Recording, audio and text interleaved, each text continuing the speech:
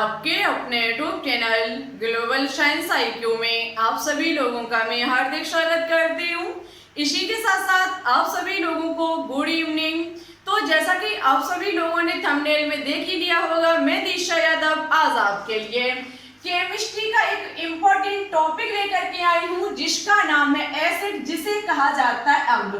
अम्ल के बारे में आज हम आपको बहुत ही डिटेल से जानकारी दूंगी और आज का टॉपिक सभी मेडिकल एग्जाम के लिए बहुत ही इम्पोर्टेंट एंड कीमती टॉपिक है, क्योंकि इससे हर ईयर एक ना एक क्वेश्चन अवश्य ही पूछा जाता है। आज की क्लास में हम आपको अम्ल बिल्कुल अच्छे तरीके से कंप्लीट करा दूंगी।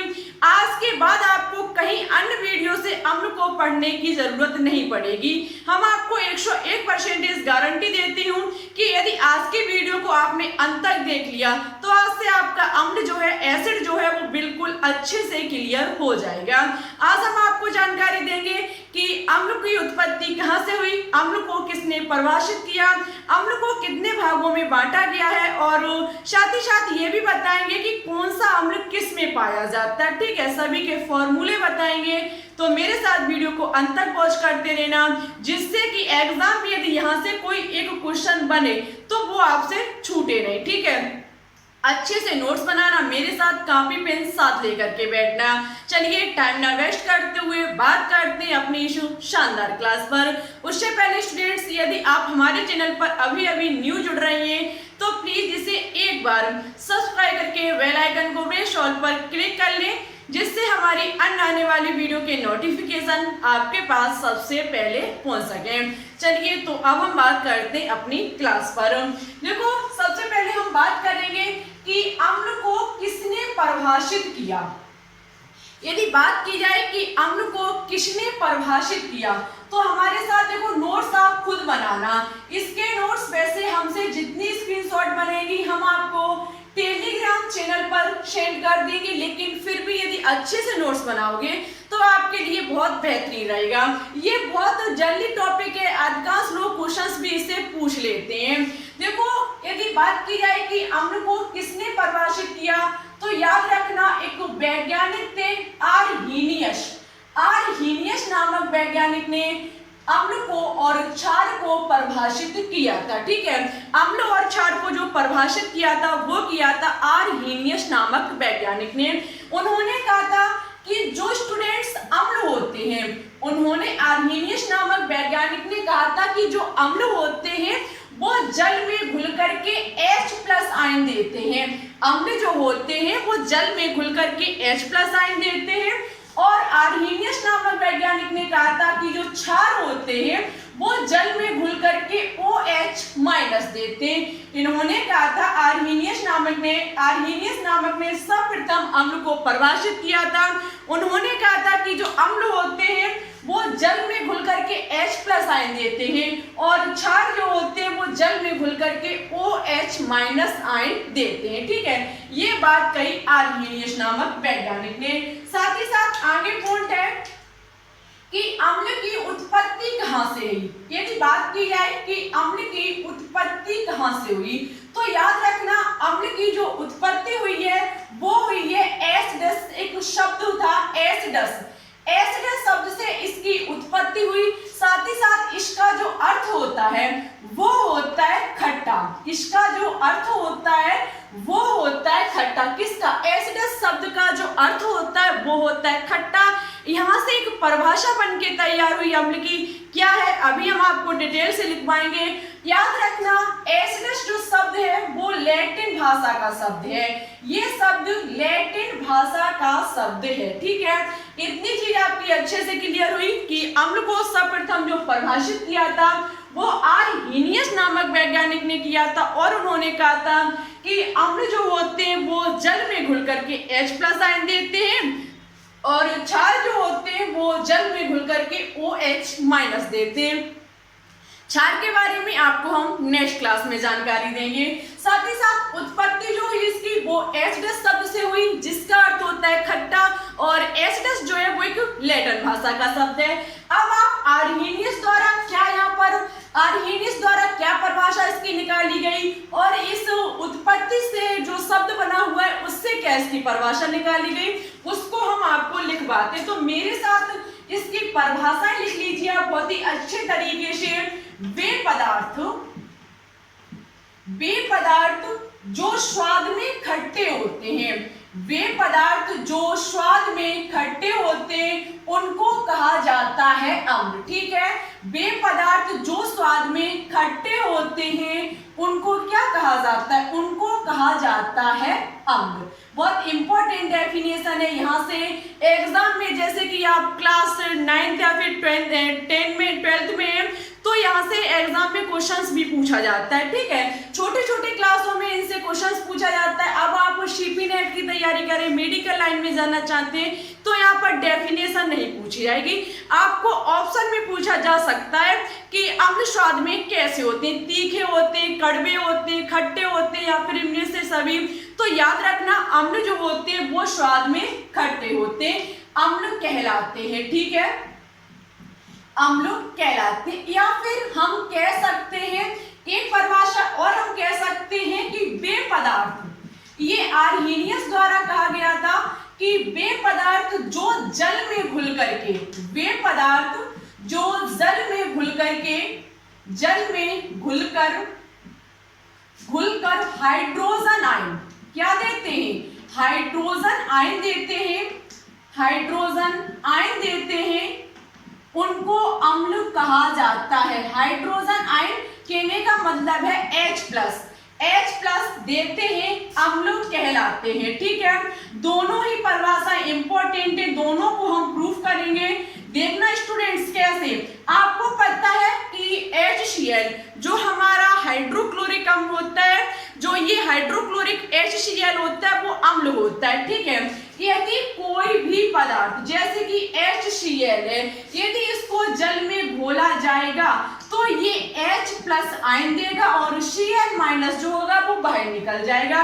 कहने का मतलब है कोई भी पदार्थ यदि जल में घोला जाता है और वो H+ आयन देता है तो वो हमारा क्या कहलाता है? वो हमारा अम्ल कहलाता है। ये हाइड्रोक्लोरिक एक अम्ल होता है क्योंकि ये जल में घुल करके क्या देता है? H+ आयन देता है। ठीक है, हम आपको ये भी बताएंगे कि आर्हेनियस का ये जो आर्हेनियस द्वारा जो कहा गया था वो कहाँ पर गलत साबित हुआ, क्या इसका अपवाद है, आपको हम डिटेल से पढ़ाएंगे। जिसमें H+ आयन नहीं होता है वो भी अम्ल कहा जाता है। कैसे, ये हम आपको अंत में जाकर के बताएंगे। ओनली धैर्य बना के रखिए। यदि अम्ल के बारे में बिल्कुल जानना चाहते हो, बारीकी से पढ़ना चाहते हो, तो वीडियो को अंत तक देखते रहना। ठीक है, तो इतनी चीज आपकी अच्छे से क्लियर हुई। जो स्वाद में खट्टे होते हैं अम्ल कहलाते हैं, और आर्हेनियस द्वारा कहा गया कि वे पदार्थ जो जल में घुल करके हाइड्रोजन आयन देते हैं, H+ आयन देते हैं, वो हमारे अम्ल कहलाते हैं। ठीक है, एक और लिख लीजिए, और कहा जाता है कि अम्ल, जो स्टूडेंट्स अम्ल होते हैं वो नीले लिटमस पेपर को, अम्ल जो होते हैं वो नीले लिटमस पेपर को लाल कर देते हैं, नीले लिटमस पेपर को लाल कर देते हैं, नीले लिटमस पेपर को लाल कर देते हैं। ठीक है, लाल कर देते हैं। यदि हम जानना चाहते हैं कि ये अम्ल है या फिर क्षार है तो हम इसका पता कर सकते हैं। यदि अम्ल होगा तो हम नीला लिटमस पेपर जैसे इसमें डालेंगे तो वो लाल हो जाएगा। यदि नीला लिटमस पेपर लाल हो जाता है तो हमेशा याद रखना वो पदार्थ हमारा अम्ल कहा जाएगा, या फिर वो अम्ल होगा। क्लियर हो जाता है, लिटमस पेपर को डालने से ये बिल्कुल क्लियर हो जाता है कि वो पदार्थ हमारा अम्ल है या क्षार है। ठीक है, क्षार क्या करते हैं वो आपको नेक्स्ट क्लास में देखने को मिलेगा। तो इतना भी विशेष याद रखें कि अम्ल नीले लिटमस पेपर को लाल कर देते हैं। इसमें एक पॉइंट और याद रखना, यहाँ से एग्जाम में क्वेश्चन पूछा जाता है। लिटमस पेपर जो होता है स्टूडेंट्स, जो लिटमस पेपर होता है वो लाइकेन का बना होता है। ठीक है, लिटमस पेपर जो होता है वो लाइकेन का बना होता है। और यहाँ से आप याद करना चाहें, बाई चांस आपको ये याद ना रहे कि अम्ल जो होते हैं वो लाल लिटमस पेपर को नीला करते हैं, फिर नीले लिटमस पेपर को लाल करते हैं, तो एक ट्रिक भी आप हमारे साथ याद कर सकते हैं। ट्रिक क्या है तो लिख लीजिए, ट्रिक है अनिल। अनिल शब्द से आप अम्ल को याद कर सकते हैं। कैसे कर सकते हैं? आ से स्टूडेंट्स होता है अम्ल, आ से होता है अम्ल, और ना से होता है नीला, और ला से होता है लाल। ला से क्या होता है? ला से होता है लाल। अम्ल जो होते हैं वो नीले लिटमस पेपर को लाल कर देते हैं, ठीक है। अम्ल जो होते हैं वो नीला लिटमस पेपर कैसा कर देते हैं? लाल कर देते हैं, अम्ल कहलाते हैं। मुझे उम्मीद है कि बोर्ड पर हमने जितना भी लिखा आपका अच्छे से क्लियर हुआ होगा। डाउट रह गया हो किसी भी प्रकार का मन में, आप कमेंट बॉक्स में लिख दीजिएगा। हम आपको नेक्स्ट क्लास में समझाने की पूरी कोशिश करेंगे। हम ये क्लास दोपहर में देना चाहती थी लेकिन बारिश की वजह से नहीं दे पाई, उसके लिए सॉरी, क्योंकि मैंने टेलीग्राम ग्रुप और चैनल पर बता दिया था लेकिन ऐसा नहीं कर पाई क्योंकि ये प्रकृति है, हमने नई बार इसको रोक सकते थे, ठीक है, तो इसलिए ऐसा नहीं हुआ। लेकिन कोई बात नहीं, क्लास जब भी मिले आप अच्छे से देखें। आज मॉक टेस्ट नहीं हुआ, कोई बात नहीं, स्टूडेंट्स धैर्य बना के रखें। एग्जाम होगा, हम अभी 15 MCQ देते हैं, एग्जाम टाइम हम आपको 30 देना स्टार्ट कर देंगे, लेकिन आपके कोर्स को हम अच्छे से क्लियर कराने की कोशिश करेंगे। जब आपने मेरे ऊपर विश्वास किया है तो हम आपके विश्वास को नहीं तोड़ेंगे। धैर्य बना के रखिए, हम आपको हर एक चीज आपके तक पहुंचाने की कोशिश करेंगे, ठीक है। ओनली आप अपना सपोर्ट और प्यार इसी प्रकार से दिखाते रहना। तो इतनी चीज क्लियर हुई। एक बार हम फिर से दोहराते इस बात को कि अम्ल को जो सबसे पहले परिभाषित किया था वो आर्हीनियस नामक वैज्ञानिक ने किया था। उन्होंने कहा था अम्ल जो होते हैं वो H+ आयन देते हैं और क्षार जो होते हैं वो OH- देते हैं, और इसकी उत्पत्ति हुई थी H+ शब्द से जिसका अर्थ होता है खट्टा, और H+ जो है वो एक लैटिन भाषा का शब्द है। यहाँ से हमारी परिभाषा निकल के हुई कि वे पदार्थ जो स्वाद में खट्टे होते हैं अम्ल कहलाते हैं। वे पदार्थ जो स्वाद में खट्टे होते हैं अम्ल कहलाते हैं। और दूसरी परिभाषा निकलती है कि वे पदार्थ जो जल में घुल करके हाइड्रोजन आयन देते हैं वो हमारे अम्ल कहलाते हैं। जैसे कि ये हमारा हाइड्रोक्लोरिक एक अम्ल है, कैसे है? तो ये जल में जब इसको घोला जाता है तो ये H+ आयन देता है, ठीक है। और साथ ही साथ अम्ल वो भी कहे जाते हैं, अम्ल को यदि हम पहचानना चाहें, यदि इसका कहने का मतलब जानना चाहें कि ये वास्तविकता अम्ल ही है, तो हम क्या कर सकते हैं कि नीले लिटमस पेपर को डाल करके उसमें चेक करेंगे। यदि वो नीला लिटमस पेपर लाल हो जाता है तो ये 100% बिल्कुल क्लियर हो जाएगा कि हाँ वो पदार्थ अम्ल ही है। बाई चांस एग्जाम में नहीं याद आता और क्वेश्चन बन जाता है यहाँ से, तो याद रखना ट्रिक है अनिल। अनिल तो नॉर्मली सभी को नाम पता होगा, ठीक है। आ से होता है अम्ल, ना से होता है नीला, और ला से होता है लाल। अम्ल जो होते हैं वो नीले लिटमस पेपर को लाल कर देते हैं। और साथ ही साथ हम कुछ एग्जाम्पल भी यहाँ पर लिख सकते हैं कि कौन कौन से हमारे अम्ल होते हैं। तो स्टूडेंट्स HCl होता है हमारा, H2SO4 होता है, HNO3 होता है, साथ ही साथ हमारा CH3 COOH होता है, और HCOOH फॉर्मिक अम्ल होता है, ETC। बहुत सारे अम्ल होते हैं, कौन कौन से होते हैं एक भी आज की क्लास से नहीं छूटेगा, वीडियो को अंत तक वॉच करते रहना और इसकी ले लीजिए स्क्रीनशॉट। अब हम बात करेंगे टाइप्स ऑफ एसिड, अम्ल को कितने भागों में बांटा गया है, ठीक है। ले लीजिए स्क्रीनशॉट, करते हैं बोर्ड को साफ और बात करते आगे। स्टूडेंट्स अब हम बात करेंगे, देखो आज हम बहुत कम आपको डायरेक्ट लिख करके बताएंगे। ऐसा नहीं है कि हम पहले से इस पर छाप लें और तब आपको पढ़ाएं, आज ऐसा नहीं करेंगे, क्योंकि यदि चीज को लिख करके आज हम बताएंगे तो उतनी अच्छे से क्लियर नहीं होगी। हम लिखते जाएंगे, आप देखते जाएंगे और नोट्स अपने हाथों से बनाएंगे तो आपका बहुत अच्छे से क्लियर होगा, ठीक है।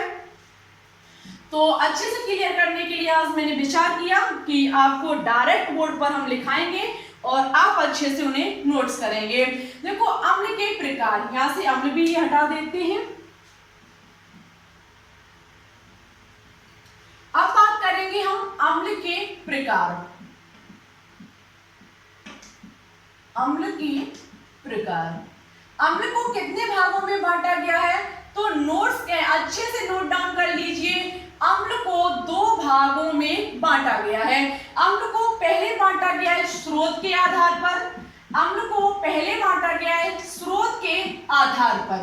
ठीक है, स्रोत के आधार पर। और सेकंड है हमारा हाइड्रोजन व ऑक्सीजन की उपस्थिति के आधार पर। हाइड्रोजन व ऑक्सीजन की उपस्थिति के आधार पर, उपस्थिति के आधार पर कैसे बांटा गया? तो देखो, स्रोत के आधार पर बात की जाए, यदि स्टूडेंट्स स्रोत के आधार पर बात की जाए कि अम्ल को कितने भागों में बांटा गया है, तो नोट कीजिए,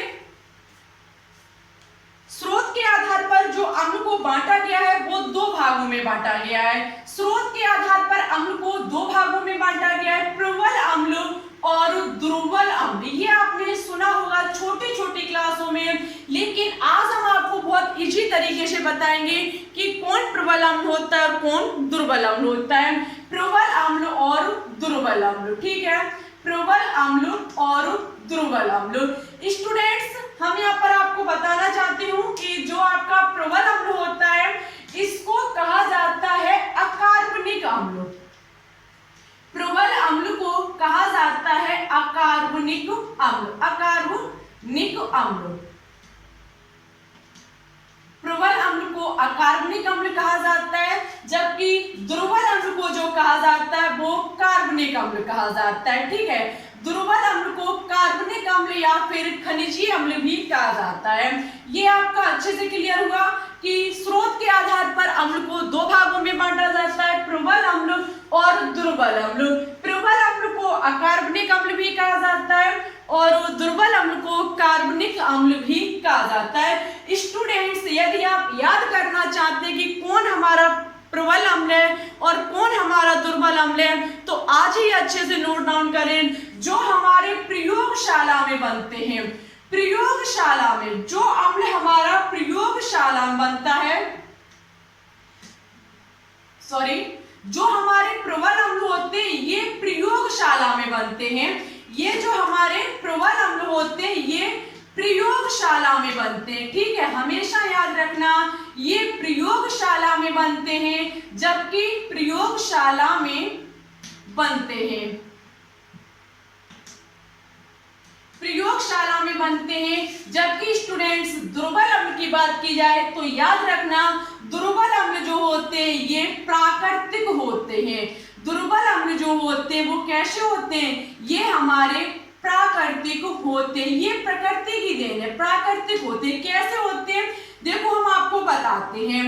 जैसे कि हमारा हाइड्रोक्लोरिक अम्ल हुआ, HCl हुआ, ये लैब में बनता है, प्रयोगशाला में बनता है। हाइड्रोक्लोरिक अम्ल हुआ और सल्फ्यूरिक अम्ल हुआ, नाइट्रिक अम्ल हुआ, ये सब किस में बनते हैं? ये सब हमारे स्टूडेंट्स बनते हैं प्रयोगशाला में। ठीक है, जबकि स्टूडेंट्स बात की जाए हमारे फॉर्मिक अम्ल की, फॉर्मिक अम्ल भी प्रयोगशाला में बनता है, लेकिन आपको पता है फॉर्मिक अम्ल जो होता है वो प्राकृतिक की देन है। कैसे है? जैसे कि लाल चींटियों ने आपको खा लिया, मधुमक्खी ने आपको खा लिया, तो वो आपको पता है कौन सा अम्ल छोड़ती है? वो छोड़ती है फॉर्मिक अम्ल। कौन सा अम्ल छोड़ती है? फॉर्मिक अम्ल। क्या लाल चींटियों ने आपको खाया और लाल चींटियों में जो अम्ल उपस्थित था वो क्या कृत्रिम है? क्या वो प्रयोगशाला में बना के उनमें डाला गया? ऐसा नहीं होता है, वो प्राकृतिक देन है। ठीक है, उनमें जो कुछ भी जो उनमें फॉर्मिक अम्ल होता है, उनके डंक में जो फॉर्मिक अम्ल पाया जाता है वो स्टूडेंट्स नेचुरल है, प्राकृतिक है। ठीक है, उसमें लैब में बना के उसमें नहीं डाला जाता है। जैसे कि आपके सेव में पाया जाता है, नींबू में पाया जाता है साइट्रिक अम्ल। क्या स्टूडेंट्स ये हम बना के डालते हैं? ऐसा नहीं होता है, ये सभी प्राकृतिक की देन है। ठीक है, ये बाद में हम एसिटिक अम्ल का निर्माण कर सकते हैं प्रयोगशाला में, साइट्रिक अम्ल का कर सकते हैं, फॉर्मिक अम्ल का कर सकते हैं, लेकिन बेसिन की बात की जाए तो ये सभी हमारे कैसे प्राकृतिक की देन है, नेचुरल है हमारा। ठीक है, और हमेशा याद रखना यदि आपको कोई चीज काट लेती है और वो चीज सूज जाती है, वो जगह आपकी सूज जाती है, तो समझ लेना वो आपका क्या है? वो आपका फॉर्मिक अम्ल। जिस किसी ने भी काटा उसके डंक में क्या था? फॉर्मिक अम्ल। फॉर्मिक अम्ल यदि आपकी बॉडी पर कहीं भी गिर जाता है तो वो जगह हमेशा सूज जाती है। ठीक है, वहां सूजन उत्पन्न हो जाती है। और साथ ही साथ हम आपको बता देते हैं, बाई चांस आपको मधुमक्खी काट ले, बर्रैया काट ले, जिसे बर्रैया भी कहते हैं, वो काट ले, या फिर आपको लाल चींटियां खा ले और लाल चींटियां काट ले, तो वो जगह आपको पता है सूज जाएगी। यदि वो सूज जाती है तो आप क्या करें, उसमें कोई क्षारीय पदार्थ डाल दें, जैसे कि हमारा बेकिंग सोडा हुआ। मार्केट में बेकिंग सोडा नहीं मिल रहा है, घर पर नहीं है, अब मार्केट में जाने में इतना टाइम लगेगा, तो सभी के घर में इनो तो होता ही है, ठीक है। उस इनो को उस जगह पर डालें। हमेशा याद रखना स्टूडेंट्स, अम्ल यदि आप फॉर्मिक आपका क्या है, अम्ल है, अम्ल ने यदि आपकी बॉडी, अम्ल ने यदि आपको काटा है, ठीक है, लाल चींटियों ने काटा, उन्होंने फॉर्मिक अम्ल को छोड़ा, फॉर्मिक अम्ल को यदि आप उसमें छोड़ा और उस जगह आप यदि किसी अम्ल को डाल करके उस जगह को हटाना चाहते हैं, जैसे कि बहुत सारे लोग क्या करते हैं कि जैसे कि चींटियों ने काट लिया, लाल चींटियों ने काट लिया या फिर मधुमक्खी ने काट लिया, बर्रैया ने काट लिया, तो उस पर नींबू डाल देते हैं, नींबू डाल देते हैं, ये गलत कर लेते। तो क्यों? क्योंकि स्टूडेंट्स वो अम्ल था जो आपके शरीर में छोड़ के गया, वो क्या था, अम्ल था, फॉर्मिक अम्ल था, और आपने नींबू में भी साइट्रिक अम्ल पाया था, उसको आपने डाल दिया, और अम्ल अम्ल आपने, कहने का मतलब है कि बहुत ज्यादा अम्ल कर लिया, ठीक है, उस जगह पर ज्यादा और अम्ल हो गया। और उस जगह पर यदि आप इनो को डाल देंगे, इनो को डाल देंगे तो इनो होता है हमारा क्षारीय, अम्ल और क्षार मिलकर के लवण बना लेंगे, वो जगह जो होगी आपकी, वो कुछ कहने का मतलब है कुछ हद तक आपको इससे राहत मिल जाएगी, ठीक है। कभी ये चीज आजमा लेना, बेकिंग सोडा आपके घर में, बेकिंग सोडा को डाल देना, ठीक है, लेकिन कभी अम्ल में अम्ल को मत डालना, अम्ल में क्षार को डालना, ठीक है। क्षार यदि आपकी बॉडी में बाई चांस, तो आप अम्ल को डालो, ठीक है। हमेशा ऐसा होता है, ऐसा नहीं होता कि अम्ल में अम्ल को डाल दो। यदि आप फॉर्मिक अम्ल छोड़ के गया बर्रैया और आपने उसमें नींबू डाल दिया, तो भाई ये तो बहुत गलत हो जाएगा, ठीक है। तो इनो को डाल सकते हैं आप, और उस जगह को आप अच्छे से राहत पा सकते हैं उस चीज से। तो इतनी चीज क्लियर हुई आपकी कि प्रबल अम्ल को अकार्बनिक अम्ल कहा जाता है और दुर्बल अम्ल को कार्बनिक अम्ल कहा जाता है। अकार्बनिक अम्ल जो प्रयोगशाला में, जो हमें प्रयोगशाला में, कौन कौन से प्रयोगशाला में, जैसे कि एग्जाम में पूछ लिया जाए कि बताइए स्टूडेंट्स HCl कौन सा अम्ल है, प्रबल अम्ल है या तो दुर्बल अम्ल है, तो HCl आपको पता है लैब में बनाया जाएगा, हाइड्रोक्लोरिक अम्ल लैब में बनाया जाएगा, तो ये हमारा प्रबल होगा। H2SO4 लैब में बनाया जाएगा, प्रयोगशाला में बनाया जाएगा, प्रबल अम्ल होगा। साथ ही साथ हम कह सकते हैं नाइट्रिक अम्ल, नाइट्रिक अम्ल के साथ साथ हम कह सकते हैं हमारा बोरेक्स, ये भी बोरिक अम्ल, सॉरी बोरिक अम्ल, ये हमारा किसमें बनाया जाता है, प्रयोगशाला में बनाए जाते हैं। ये सभी हमारे कैसे होंगे, प्रबल अम्ल होंगे। साथ ही साथ इधर बात की जाए तो ये प्राकृतिक होते हैं, कौन कौन से हो सकते हैं हमारा, जैसे कि हम बात करें तो हमारा साइट्रिक अम्ल हुआ, जैसे कि हमारा साइट्रिक अम्ल हुआ, और साइट्रिक अम्ल के साथ साथ हमारा एसिटिक अम्ल हुआ, जो कि सिरके में पाया जाता है, एसिटिक अम्ल, एसिटिक अम्ल, और एसिटिक अम्ल के साथ साथ हमारा लैक्टिक अम्ल हुआ।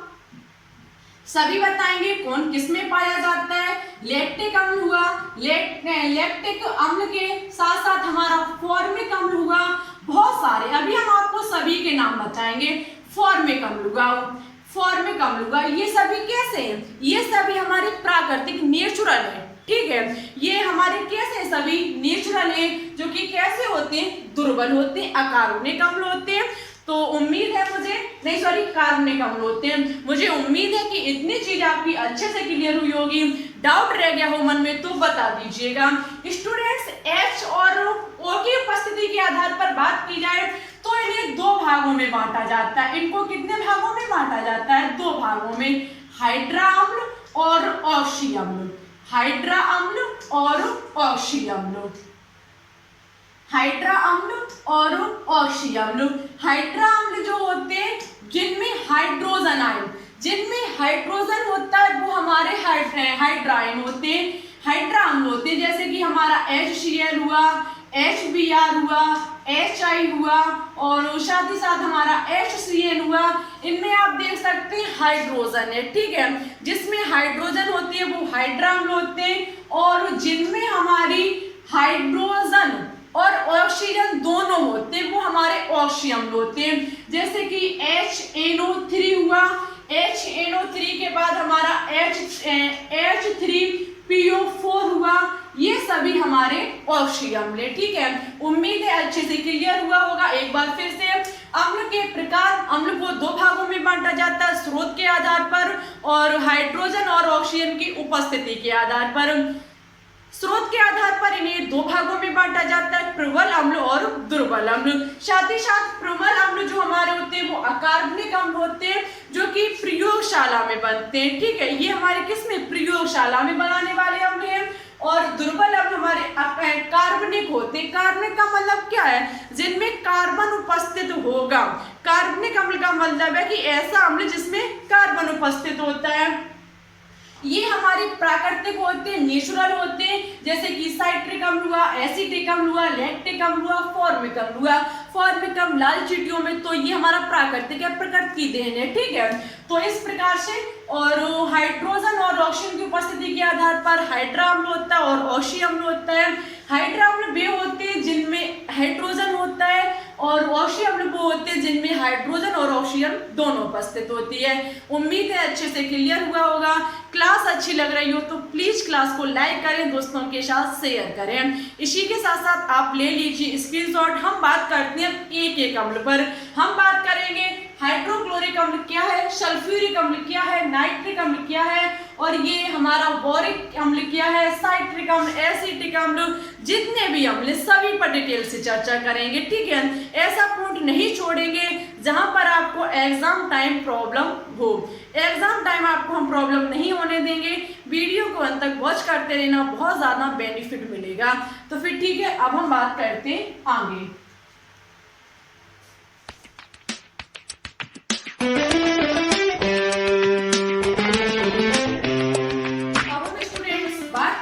सभी प्रबल अम्ल पर, जो हमारे मुख्यतः एग्जाम में पूछे जाते हैं, जिनसे क्वेश्चंस रखे जाते हैं एग्जाम में। सबसे पहले हम उन प्रबल अम्ल के बारे में बात करेंगे, उसके बाद दुर्बल अम्ल के बारे में बात करेंगे कि कौन सा दुर्बल अम्ल किस में पाया जाता है। ठीक है, हम बात करेंगे प्रबल अम्ल की, और प्रबल अम्ल अभी हमने बताया कैसे होते, अकार्बनिक होते, जो कि प्रयोगशाला में बनाए जाते हैं। ठीक है, सबसे पहले हमारा HCl हाइड्रोक्लोरिक अम्ल। आपको पता है हाइड्रोक्लोरिक अम्ल प्रयोगशाला में बनाया जाता है। याद रखना, भोजन के पाचन में स्टूडेंट्स जो हाइड्रोक्लोरिक अम्ल होता है वो हमारी बॉडी में पाया जाता है। ठीक है, यदि हम जब भोजन को ग्रहण करते हैं, ठीक है, भोजन को खाते हैं, तो उसको जो पचाता है, जो पाचन करता है भोजन का, वो हमारा कौन सा अम्ल करता है, वो हमारा करता है हाइड्रोक्लोरिक अम्ल। ठीक है, नेक्स्ट पॉइंट आपका कि इसका जो अन्य नाम है वो है म्यूरेटिक अम्ल। ये एग्जाम में पूछा जाता है कि बताइए निम्न में से कौन सा हाइड्रोक्लोरिक अम्ल का दूसरा नाम है। हाइड्रोक्लोरिक अम्ल का दूसरा नाम म्यूरेटिक अम्ल भी होता है, और ये पेट की अम्लता का कारण होता है। कभी कभी हमारे पेट में एसिड बन जाता है। आपने देखा होगा, कभी कभी आपके पेट में दर्द हो तो आप चेकअप कराते हो तो डॉक्टर कहता है कि आपके पेट में एसिड बन गया है। एसिड कब बन जाता है, जब यही हाइड्रोक्लोरिक अम्ल की जो मात्रा है वो अधिक हो जाती है। जब ये हाइड्रोक्लोरिक अम्ल अधिकता से ज्यादा हो जाता है, तब हमारे पेट में क्या बन जाता है, एसिड बन जाता है। ठीक है, ये ही हमारी अम्लता का कारण होता है। तो ये हमारा पॉइंट 3 अच्छे से क्लियर हुए। यहीं से एग्जाम में क्वेश्चंस पूछे जाएंगे। ठीक है, हाइड्रोक्लोरिक अम्ल से बाहर से कोई क्वेश्चन नहीं आएगा, इन्हीं 3 पॉइंट से बनेंगे। यदि आएगा तो वो हम आपको क्वेश्चन के माध्यम से सॉल्व करा देंगे। नेक्स्ट है आपका सल्फ्यूरिक अम्ल, जिसका फॉर्मूला H2SO4 होता है। स्टूडेंट्स, ये गंधक का अम्ल भी कहा जाता है। किसका अम्ल, गंधक अम्ल। क्यों कहा जाता है, तो यहाँ पर क्या आ रहा है, सल्फर शब्द, सल्फ्यूरिक, सल्फर, और इसमें सल्फर लगा हुआ भी है S, और सल्फर को क्या और कहा जाता है, गंधक कहा जाता है। सल्फर का अन्य नाम गंधक होता है, इसलिए इसे गंधक का अम्ल भी कहा जाता है। और साथ ही साथ औद्योगिक स्तर पर ये मुख्य रूप से प्रयोग किया जाता है। औद्योगिक स्तर की बात की जाए तो सबसे अधिक स्टूडेंट्स सल्फ्यूरिक अम्ल का ही प्रयोग किया जाता है। नेक्स्ट है, इसे ऑयल ऑफ बेट्रॉयल भी कहते हैं। वेरी इंपॉर्टेंट पॉइंट, कई एक बार एग्जाम में पूछा गया है कि निम्न में से सल्फ्यूरिक अम्ल को किस और नाम से जाना जाता है, तो इसे ऑयल ऑफ बेट्रॉयल भी कहा जाता है। नेक्स्ट है, इसे अम्लों का राजा भी कहा जाता है। सल्फ्यूरिक अम्ल को अम्लों का राजा भी कहा जाता है, किंग ऑफ एसिड। नेक्स्ट है लेड वेंट्रियो, इसका प्रयोग लेड वेंट्रियो में किया जाता है, जिसे गीली वेंट्री भी कहते हैं, ठीक है। इसमें प्रयोग किया जाता है सल्फ्यूरिक अम्ल का, और ये अम्ल वर्षा का मुख्य घटक भी होती है। जो अम्ल वर्षा होती है इसका मुख्य घटक पूछ लिया जाए तो हमारा सल्फ्यूरिक अम्ल ही होता है। नेक्स्ट है, ये ताजमहल का पीला रंग, जो आपका दिन ही दिन ताजमहल जिसे बहुत सुंदरता दी जाती है, लोग विदेशों से देखने जिसे आते हैं, ताजमहल जो हमारा आगरा में पड़ता है स्टूडेंट्स, इसका रंग दिन ही दिन पीला पड़ता जा रहा है। इसका कारण क्या है? इसका कारण है सल्फ्यूरिक अम्ल, जो कि वर्षा के माध्यम से हमारे ताजमहल को हानि पहुंचा रहा है, ठीक है। क्योंकि वर्षा का मुख्य घटक क्या है? सल्फ्यूरिक अम्ल, और सल्फ्यूरिक अम्ल से ताजमहल का जो रंग है वो पीला पड़ता जा रहा है। नेक्स्ट है आपका नाइट्रिक अम्ल। नाइट्रिक अम्ल का फॉर्मूला HNO3 होता है। ये उर्वरक के रूप में प्रयोग किया जाता है। नाइट्रिक अम्ल का प्रयोग उर्वरक के रूप में किया जाता है, और ये सबसे प्रबलतम अम्ल है। इन सभी की अपेक्षा की बात की जाए तो नाइट्रिक अम्ल हमारा सबसे प्रबलतम अम्ल है। आगे है, ये कांच के साथ अभिक्रियाशील है। Very very important and most important point कि जो नाइट्रिक अम्ल होता है ये कांच के साथ अभिक्रियाशील होता है। यदि हम वो नाइट्रिक अम्ल को कांच के बर्तन में भर करके रख दें तो ये कांच की परत को गला देगा, उसके साथ बहुत जल्दी क्रिया करता है। नाइट्रिक अम्ल कांच के साथ बहुत जल्दी रिएक्शन करता है स्टूडेंट्स, ये उसको गला देगा। आगे है कांच कटिंग तथा कांच लिखाई में प्रयोग। कांच कटिंग और कांच लिखाई का मतलब क्या है कि यदि हम कांच पर कुछ लिखना चाहते हैं तो हम क्या करेंगे, नाइट्रिक अम्ल की कुछ बूंदों को डाल देंगे, वो जगह जो होगी बहुत सॉफ्ट हो जाएगी, तो उस पर हम लिख सकते हैं। और उसकी कटिंग करना चाहते हैं, गड्ढे करना चाहते हैं, कटिंग, बहुत सारी कांचों पर डिजाइन होती हैं। ये डिजाइन कैसे की जाती है? नाइट्रिक अम्ल से ही की जाती है। नाइट्रिक अम्ल को डाल करके हम कहीं कैसी डिजाइन बना लेते हैं, कहीं किसी प्रकार की डिजाइन बना लेते हैं। आगे है आपका कि इसे प्रयोगशाला में सदैव तनु अवस्था में, तनु का मतलब क्या होता है? तनु का मतलब होता है, देखो सांद्र का मतलब होता है गाढ़ा और तनु का मतलब होता है पतला। तो तनु अवस्था में, बहुत पतली अवस्था में इसको एल्यूमिनियम और टिन के बर्तन में रखा जाता है। हमेशा याद रखना, नाइट्रिक अम्ल को एल्यूमिनियम और टिन के बर्तनों में रखा जाता है। यदि हम इसे रख देंगे किसके बर्तन में? यदि हम इसे कांच के बर्तन में रख देंगे तो ये उसके साथ बहुत जल्दी अपक्रिया कर लेगा। आगे है, विस्फोटक के निर्माण में भी इनका प्रयोग किया जाता है, जैसे कि हमारा TNT हुआ, TNG हुआ, इनमें नाइट्रिक अम्ल का प्रयोग किया जाता है। आगे स्टूडेंट्स, बोरिक अम्ल। बोरिक अम्ल का फॉर्मूला H3BO3 होता है। ये एंटीसेप्टिक अम्ल है। जो हमारा बोरिक अम्ल होता है ये एंटीसेप्टिक अम्ल है। पूछा जा सकता है एग्जाम में, बताइए निम्न में से कौन एंटीसेप्टिक अम्ल है? तो बोरिक अम्ल जो होता है वो हमारा एंटीसेप्टिक अम्ल होता है, और इसका प्रयोग आई ड्रॉप, जो आंखों में ड्रॉप डाला जाता है उसमें किया जाता है। किसका? बोरिक अम्ल का प्रयोग। साथ ही साथ इसका प्रयोग खमोरी नाशक एक पाउडर में भी किया जाता है, ठीक है। तो ये क्वेश्चन बहुत ज्यादा पूछा जाता है कि बोरिक अम्ल निम्न में से क्या है, और बोरिक अम्ल का प्रयोग क्या आई ड्रॉप में किया जाता है? तो बिल्कुल किया जाता है, ठीक है।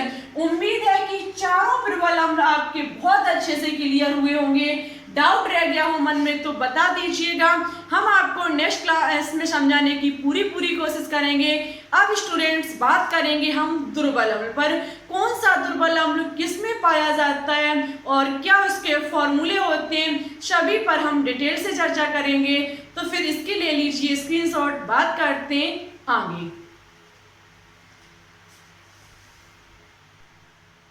चलिए तो अब हम बात करते हैं क्या कि कौन सा दुर्बल अम्ल किस में पाया जाता है और इसका क्या फॉर्मूला होता है। बहुत अच्छे से नोट डाउन करना कॉपी पर। और वैसे हम पीडीएफ तो आपको सेंड कर ही देंगे टेलीग्राम चैनल पर, लेकिन फिर भी अपने हाथों से नोट्स बनाओगे तो बहुत बेहतरीन रहेगा। ठीक है, देखो स्टूडेंट्स, बात की जाए साइट्रिक अम्ल की, आपको पता है ये नेचुरल होता है। हम आपको बता देते हैं इसका फॉर्मूला C6H8O7 होता है। ये जो पाया जाता है वो खट्टे फलों में पाया जाता है। ठीक है, ये जो पाया जाता है वो खट्टे फलों में पाया जाता है। खट्टे फल हमारे जैसे कि नींबू हुआ, संतरा हुआ। नींबू और संतरा की बात की जाए तो स्टूडेंट्स इनमें साइट्रिक अम्ल पाया जाता है। क्या जब नींबू पेड़ पर लगते हैं तो आप साइट्रिक अम्ल को लैब में बना करके उसमें डालते हैं? ऐसा नहीं होता, ये प्राकृतिक है, नेचुरल है।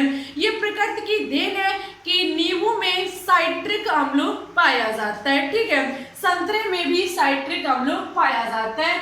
एसिटिक अम्ल की बात की जाए तो ये सिरका में पाया जाता है। ठीक है, सिरका में एसिटिक अम्ल पाया जाता है या फिर फलों के रसों में। ठीक है, फलों के रसों में भी क्या पाया जाता है? फलों के रसों में भी एसिटिक अम्ल पाया जाता है। फलों के रसों में पाया जाता है और साथ ही साथ इसका फॉर्मूला CH3COOH होता है। CH3COOH इसका फॉर्मूला होता है। और फॉर्मिक अम्ल का फॉर्मूला HCOOH होता है। ज्यादातर आपके देखो इन सभी को हमने लिखा, इनको आप तोड़ना, इन यौगिकों को तोड़ना तो पीछे COOH आएगा। जिन अम्ल के पीछे COOH होता है वो हमारे दुर्बल अम्ल होते हैं। तो फॉर्मिक अम्ल जो होता है वो स्टूडेंट्स पाया जाता है मधुमक्खी में। मधुमक्खी के साथ साथ ये लाल चींटियों में भी पाया जाता है। ठीक है, किसमें पाया जाता है? लाल चींटियों में पाया जाता है। वही बात अभी हमने आपको बताई, लाल चींटियों में पाया जाता है।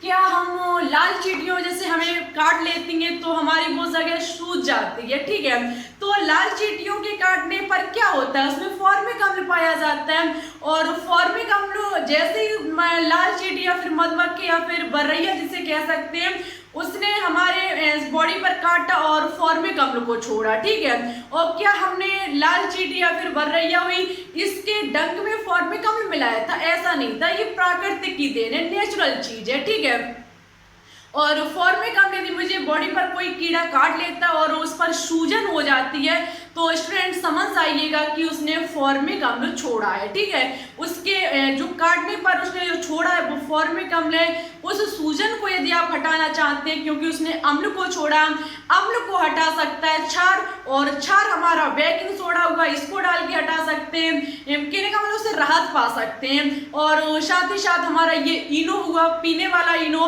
तो इसको भी आप डाल करके उस चीज पर राहत पा सकते हैं। कभी मधुमक्खी काट ले तो स्टूडेंट्स कभी ऐसा मत करना कि आप नींबू को डाल दो या फिर संतरे के जूस को डाल दो, तो ये ठीक विपरीत हो जाएगा, अम्ल अम्ल मिलकर के धमाका कर देगा। ठीक है, तो ऐसा मत कभी करना। लाल चींटियों में पाया जाता है। साथ ही साथ अब हमारा है लैक्टिक अम्ल जो कि C3H6O3 इसका फॉर्मूला होता है। ये पाया जाता है दूध और दही में, ये बहुत ज्यादा पूछा जाता है। ये पाया जाता है दूध और दही में। आगे आपका ऑक्सैलिक अम्ल, ऑक्सैलिक अम्ल का फॉर्मूला C2H2O4 होता है। ये पाया जाता है टमाटर को पालक, और साथ ही साथ याद रखना ये जंग के धब्बे हटाने में भी इसका प्रयोग किया जाता है। जंग के धब्बे हटाने में भी ऑक्सैलिक अम्ल का प्रयोग किया जाता है। आगे आपका टार्टैरिक अम्ल, टार्टैरिक अम्ल जो होता है ये पाया जाता है इमली में। टार्टैरिक अम्ल इमली में पाया जाता है। और साथ ही साथ हम आपको बता देते हूँ इसका फॉर्मूला C4H6O6 होता है। आगे है एस्कॉर्बिक अम्ल, C6H8O6 फॉर्मूला होता है। एस्कॉर्बिक अम्ल जो होता है वो आंवला में पाया जाता है। आंवला में जो पाया जाता है वो एस्कॉर्बिक अम्ल होता है। यूरिक अम्ल अम्ल C5H4N4O3 फॉर्मूला होता है, ये पाया जाता है मूत्र में। ठीक है, ये बहुत ज्यादा पूछा जाता है कि मूत्र में कौन सा अम्ल पाया जाता है या फिर यूरिक अम्ल किस में पाया जाता है, बहुत ज्यादा क्वेश्चन पूछा जाता है। उम्मीद है आपके सभी दुर्बल अम्ल अच्छे से क्लियर हुए होंगे। एक बार फिर से, साइट्रिक अम्ल खट्टे फलों में नींबू और संतरे में पाया जाता है।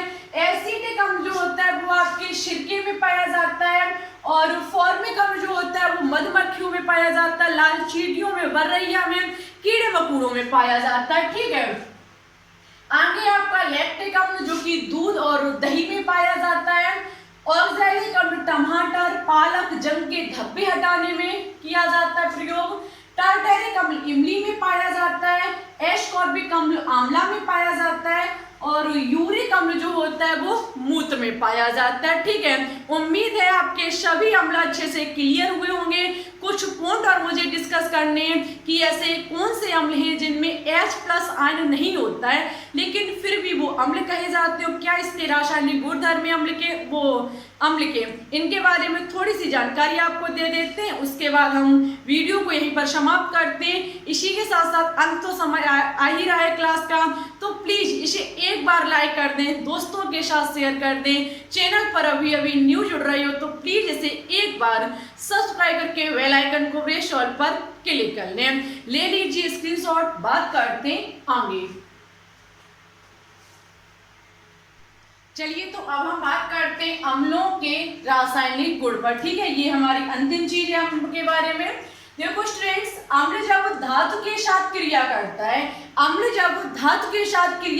है, तो ये हाइड्रोजन तथा लवण देता है। कैसे देता है तो देखना, जब हमारा अम्ल जैसे कि HCl हुआ, ये क्रिया करेगा किसके साथ, धातु के साथ। हमारी जैसे कि Mg मान लीजिए, Mg एक धातु होती है, ये जब इसके साथ क्रिया करेगा तो देगा MgCl2 जो कि एक लवण होता है और हाइड्रोजन गैस को बाहर लीच करेगा। ठीक है, तो इतनी बात अच्छे से याद रखना कि जब वो धातुओं के साथ अम्ल एसिड क्रिया करता है तो लवण और हाइड्रोजन देता है, और यही अम्ल जब ये अम्ल हमारा क्रिया करेगा किसके साथ, ये अम्ल हमारा क्रिया करेगा KOH, कहने का मतलब है क्षार के साथ। जब अम्ल क्षार के साथ क्रिया करता है तो स्टूडेंट्स लवण देता है और जल देता है। लवण हमारा कौन सा बनेगा, KCl, पोटेशियम क्लोराइड, और क्या बनेगा, जल। जब हमारी धातु है अम्ल जो होगी वो धातु के साथ क्रिया करेगी तो लवण और हाइड्रोजन गैस देगी, और जब हमारा अम्ल किसी क्षार के साथ क्रिया करेगा तो लवण और क्या देगा, लवण और जल देगा। ठीक है स्टूडेंट्स, इतनी चीज क्लियर हुई। नेक्स्ट पॉइंट है कि सभी अधातुओं के ऑक्साइडों की प्रकृति अम्लीय होती है। सभी अधातुओं के ऑक्साइडों की जो प्रकृति होती है वो अम्लीय होती है। ये अपवाद स्वरूप, ये आर्हेनियस द्वारा जो कहा गया था उसका ये अपवाद भी है। कैसे है तो देख लीजिए, आपने अभी पढ़ा कि सभी अधातु, जैसे कि हमारी सल्फर का ये अधातु है सल्फर, उसका ऑक्साइड, कार्बन एक धातु उसका ऑक्साइड, ये भी कार्बन का एक ऑक्साइड, साथ ही साथ ये नाइट्रोजन का ऑक्साइड। आपको पता है ये नाइट्रोजन के ऑक्साइड है सल्फर के, और ये कार्बन के ऑक्साइड यहाँ पर लिखे हुए हैं। तो अधातुओं के ऑक्साइड जो होते हैं वो अम्लीय होते हैं, और ये भी याद रखना धातुओं के ऑक्साइड जो होते हैं वो क्षारीय होते हैं। आप देख सकते हैं यहाँ पर कहीं भी H+ आयन नहीं देगा। यदि इनको जल में घोला जाए तो ये H+ आयन नहीं देंगे।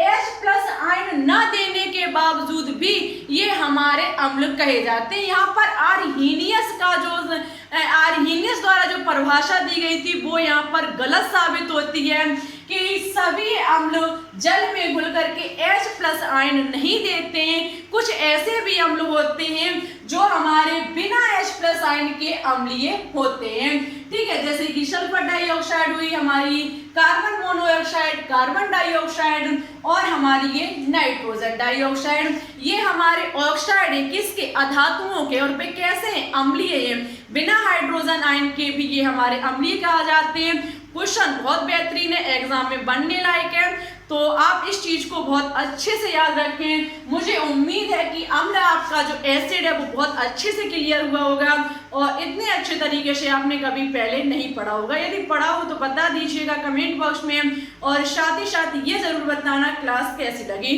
होमवर्क में कुछ नहीं है, ओनली आज का होमवर्क यही है कि अम्ल कैसा लगा, और अम्ल यदि अच्छे से समझ में आया हो तो आपको बताना होगा क्या क्षार की क्लास आपको दी जाए। यदि अम्ल अच्छे से क्लियर हुआ तो क्षार भी क्लियर करेंगे हम आपका अच्छे से, और लवण पर चर्चा करने के बाद धातु और धातु पर चलेंगे। ठीक है, इस प्रकार से ये छोटे छोटे टॉपिक को हम कंप्लीट कराएंगे और उसके बाद आपकी ऑर्गेनिक केमिस्ट्री को देखेंगे। ठीक है, क्योंकि मुझे ये छोटे छोटे टॉपिक पहले क्लियर कराने, क्लास दोपहर में दे देते लेकिन बारिश की वजह से नहीं दे पाए, और आज मॉक टेस्ट नहीं लिया, लेकिन फिर भी क्लास बहुत शानदार है आपके लिए। यदि अच्छे से क्लियर कर लोगे तो एग्जाम में पक्का 1 या फिर 2 क्वेश्चन इससे बनेंगे और 1-2 क्वेश्चन आपके सही हो जाएंगे। ठीक है, तो अम्ल को अच्छे से क्लियर कर लेना। डाउट रह गया हो मन में तो आप लिख सकते हैं कमेंट बॉक्स में, हम आपके डाउट को क्लियर करने की पूरी कोशिश करेंगे। साथ ही साथ यदि आपको पीडीएफ चाहिए तो हमारे टेलीग्राम चैनल को ज्वाइन कर लीजिए, लिंक नीचे डिस्क्रिप्शन में डली हुई है। टेलीग्राम ग्रुप को भी ज्वाइन कर लीजिए, उसकी भी लिंक नीचे डिस्क्रिप्शन में डली हुई है। और स्टूडेंट्स, आपसे बस इतना ही कहना है कि क्लास अच्छी लगे तो प्लीज इसे एक बार लाइक कर देना और एक अपने दोस्तों के साथ शेयर कर देना। एक दोस्त के साथ शेयर करके एक सब्सक्राइब को बढ़ा करके इसे जल्द से जल्द 1K तक ले जाइए, और लाइव क्लास जब आपकी चलनी स्टार्ट हो जाएगी तो आपका एक भी टॉपिक नहीं बचेगा। ठीक है, टॉपिक भी कराएंगे, मॉक टेस्ट भी कराएंगे, आपकी तैयारी बहुत बेहतरीन कराएंगे और बेहतरीन ही करा रहे हैं। जब से करा रहे हैं तब से बेहतरीन ही करा रहे हैं। कोशिश यही रही कि हर एक पॉइंट को आपके तक पहुंचाया जा सके कैसे भी। ठीक है, और ये जरूर बताना क्लास कैसी लगी, हम आपके कमेंट का इंतजार करेंगे। फिर ठीक है, चलते हैं, आज के लिए बस इतना ही। अपना ख्याल रखना, अच्छे से स्टडी को करना। Thanks for watching this video. जय हिंद, जय भारत, ऑल द बेस्ट।